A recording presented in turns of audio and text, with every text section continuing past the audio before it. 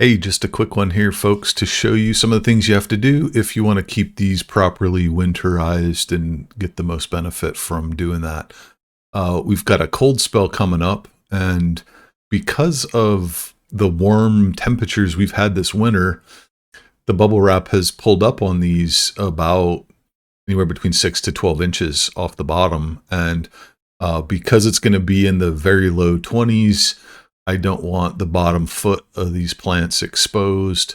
I'm going to go ahead and add some additional bubble wrap to the bottom of these to make sure that they're properly protected.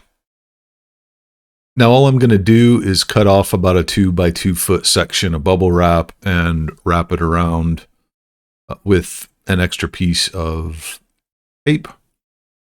And that's it.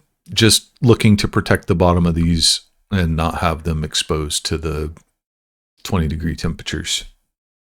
And so when it's done, this is what it looks like. Just an extra little bit there at the bottom, making sure that they're completely covered down to where I have the leaves stacked up and there's not exposure down there at the bottom.